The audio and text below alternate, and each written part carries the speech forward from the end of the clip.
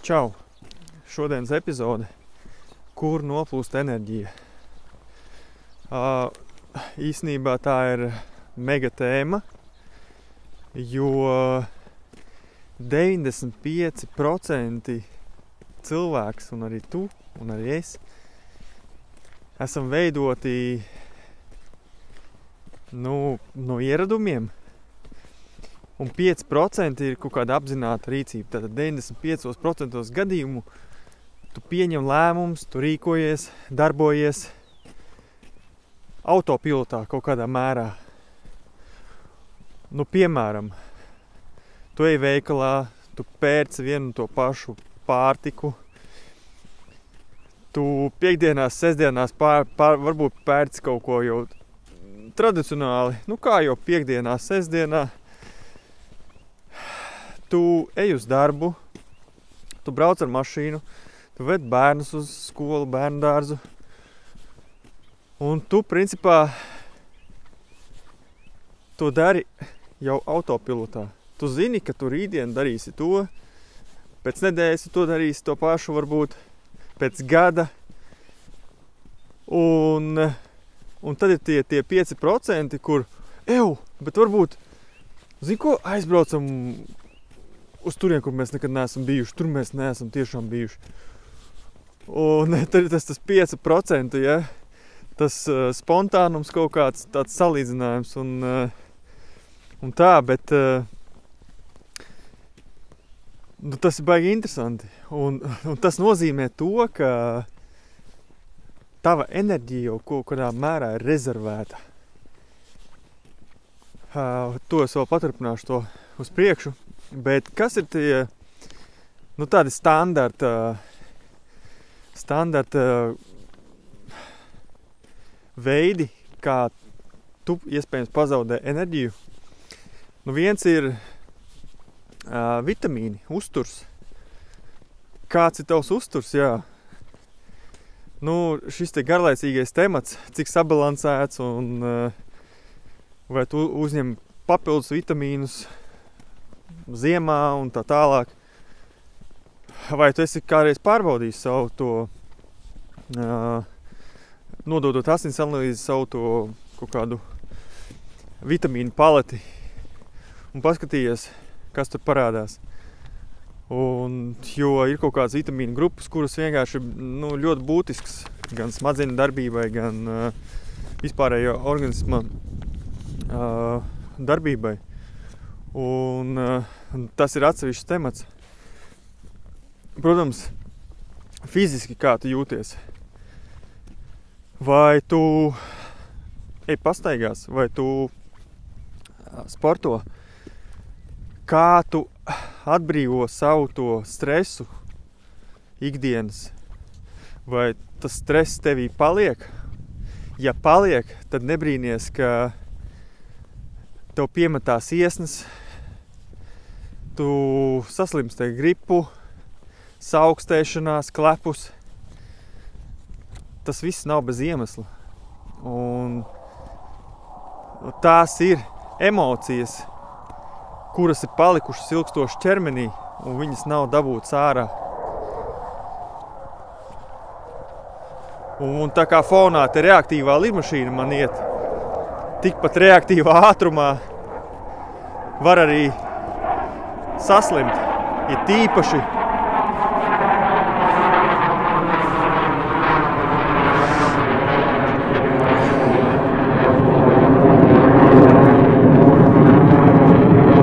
šitie skaļi nenormāli.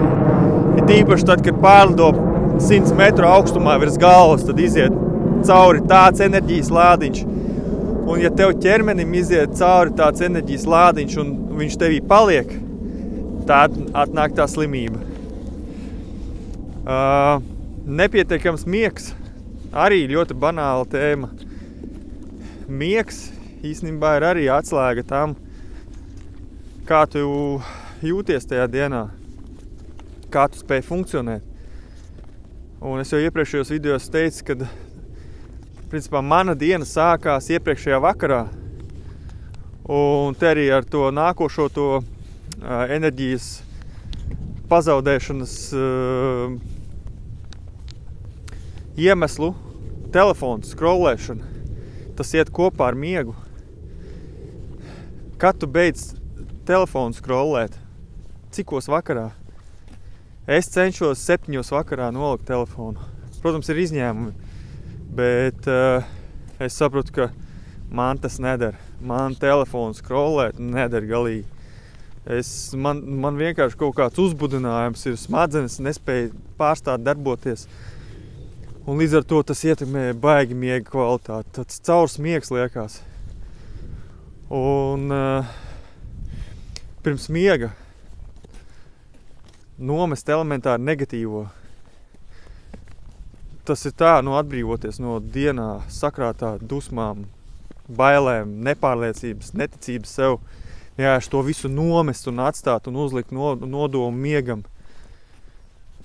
Lai ķermenis atjaunojas, lai prāts atjaunojas, nervu sistēma un tā tālāk.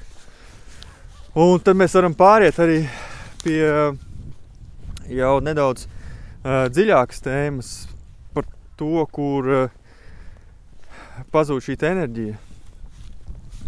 Ziņu patērēšana. Es arī esmu pieminējis, ja ziņas, tā ir tā kā sērga tāda. Protams, kas notiek pasaulē, tas ir, ja tā godīgi, tas viss ir ar nodomu. Ar nodomu cilvēku turēt bailēs. Un ko cilvēks dara bailēs? Viņš pieņem stulbus lēmumus. Un bailīgs cilvēks ir vadāms. Tā kā aita. Es būšu godīgs. Ja tu turpini skatīties ziņas, principā tu esi vadāms kaut kādā mērā. Un mums vēsturē nekur tālu nav jāmeklē, ja? Par to, kā cilvēks var iebiedēt un kā cilvēki darbojas baiļu tajā realitātē. Izpērk veikalu plauktus, un kāds ir nomiris badā? Nē taču. Šis ir baigais topiks. Un tu vienkārši pazaudē enerģiju dēļ tā, ka tu veic liekas darbības, tu aizņem sev prātu ar kaut kādu figņu, es atvainojos. Un katru dienu ar to dzīvot, tas nav vajadzīgs. Es varu teikt, ka es gandrīz gadu jau nesakoju līdzi ziņām. Bet tu esi jurists, kā tu vari nezināt, kas notiek Latvijā? Es zinu. Tad, kad man vajag, es paskatos. Bet es apzināti neeju un nepētu sociālos tīklus, un man arī vairs nemet ārā sociālos tīklos kaut kādus ziņu portālus un vēl nesko, jo es viņu nepatērēju to resursu. Un līdz ar to es ietaupu mega daudz enerģijas uz to. Komentēšana sociālos tīklos, ja to kāds vēl dara, es ieteiktu no tā atbrīvoties, jo tas arī, ja ievelk tajā komentēšanas, tajā virpulī, tu tur vienkārši atstāji to enerģiju. Un tu uzvelcies un principā tu atdod vienkārši pa brīvu savu enerģiju kādam. Un es zinu, ka viegli ir uzvilkties, bet to nevajag darīt. Multitaskings. Sievietēm tas ir izteikti. Jūs darat daudz darbus, es zinu, ka jūs varat, bet arī veči, tiem, kam ir lielas lodas darbā, pārslēgties no vienas lietas uz otru, tas prasa smadzenēm resursu, enerģiju. Un multitaskings izdari vienu un ej pie nākošā. Pasaki, novelc veselīgas robežas, pasaki kolēģiem mājās, es izdarīšu šo, un tad es varēšu pievērsties. Es varēšu tam pievērsties rītdien. Tāpēc tu vienkārši pasargā sevi no tā enerģijas zuduma. Es agrāk tā nemācēju. Es izdarīšu, uzreiz metu savus darbus nost un daru to. Bet ja tev ir iespēja to nedarīt tajā brīdī un izdarīt vēlāk, tad izdari vēlāk. Ir tas teiciens, kāpēc atlikt, ja var izdarīt tagad? Bet kāpēc neatlikt un neizdarīt vēlāk? Jā, tas ir par to, ka tu esi varbūt negana labs, ka tev liksies, ka ja tu pateiksi, ka sorry, es tēt nevaru, izdarīšu vēlāk, vai tad tiešām tevi slikti padomās, un nē. Kas vēl man pierakstos? Nespēja atteikt, jā, tas ir arī par to pašu. Pateikt vienkārši, ka es pašreiz to nevaru izdarīt, bet tam ir, es zinu, ka man pašam bija grūtības to pateikt, sākt teikt kādam, kad es tagad to nevaru. Man tas tikai atnāca caur to, ka es sāku ar sevi strādāt un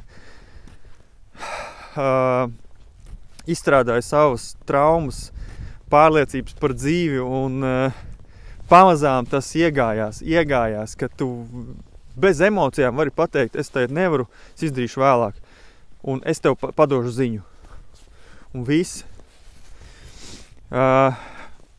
Atliec lietas un tas aizņem prātu. Kaut kādas vecas saistības, neizlasītas grāmatas,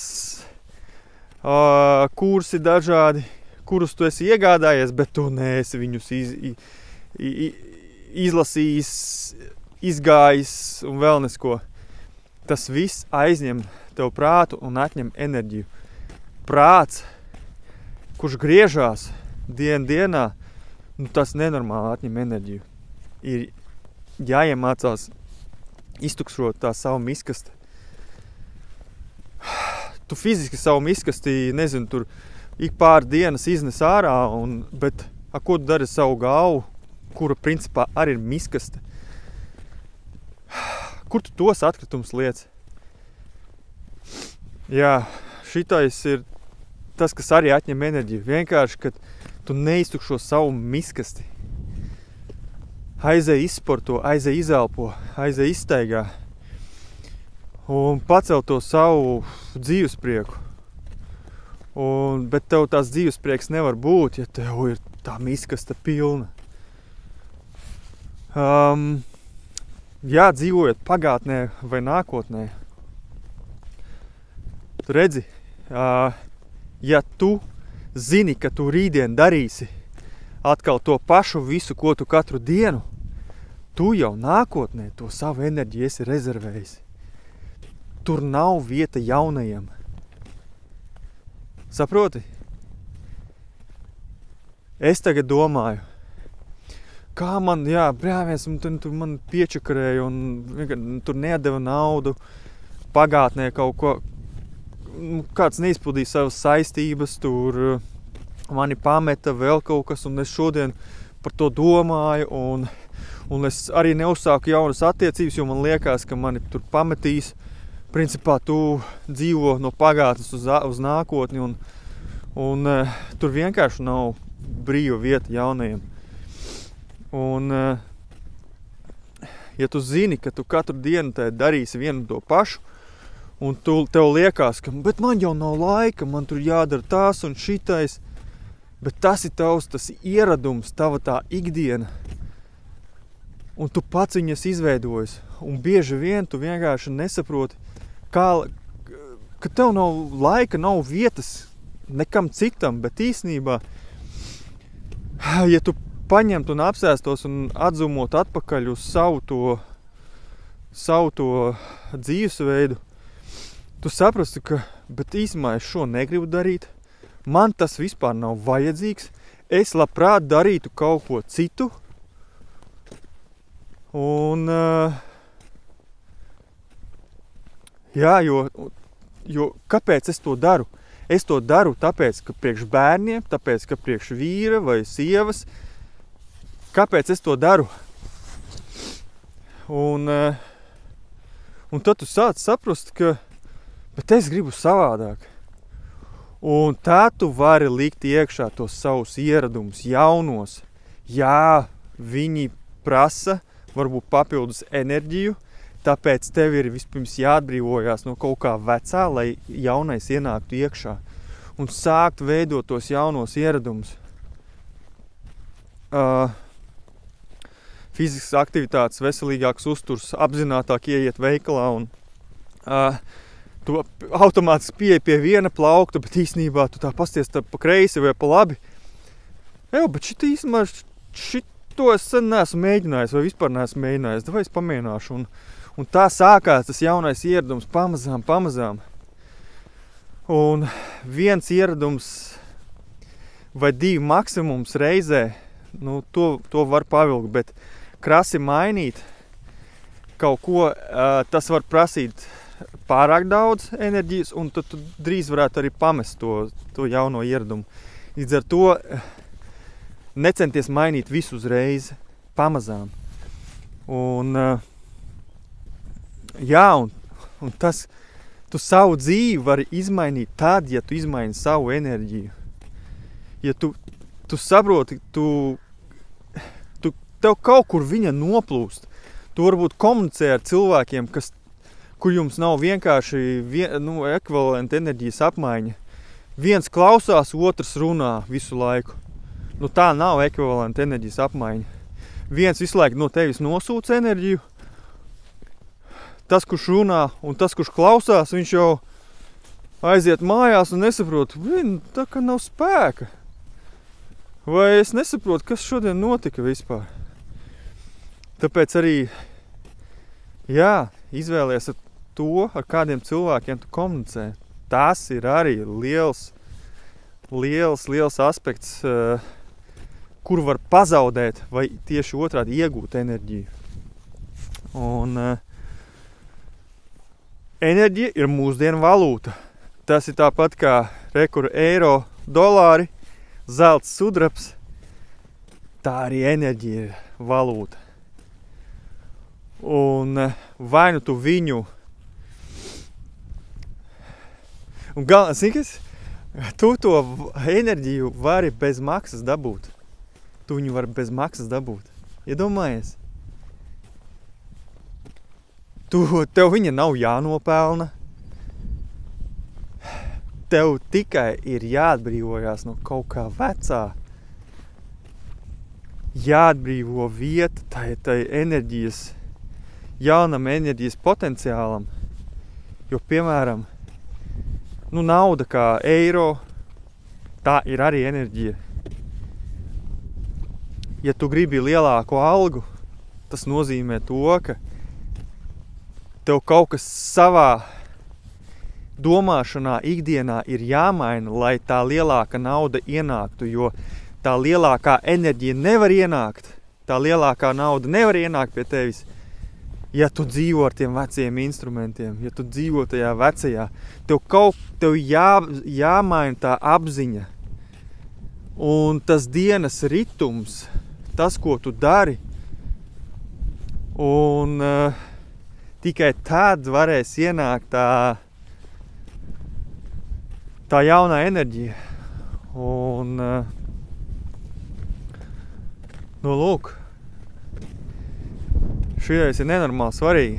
Atceries, 95% ir tas, ko tu dari autopilotā. Bet tu to autopilotu vari mainīt. Ka tev citi ieradumi ieietās autopilotā un to automātiski pacelt to savu dzīves līmeni. Lai izdodas!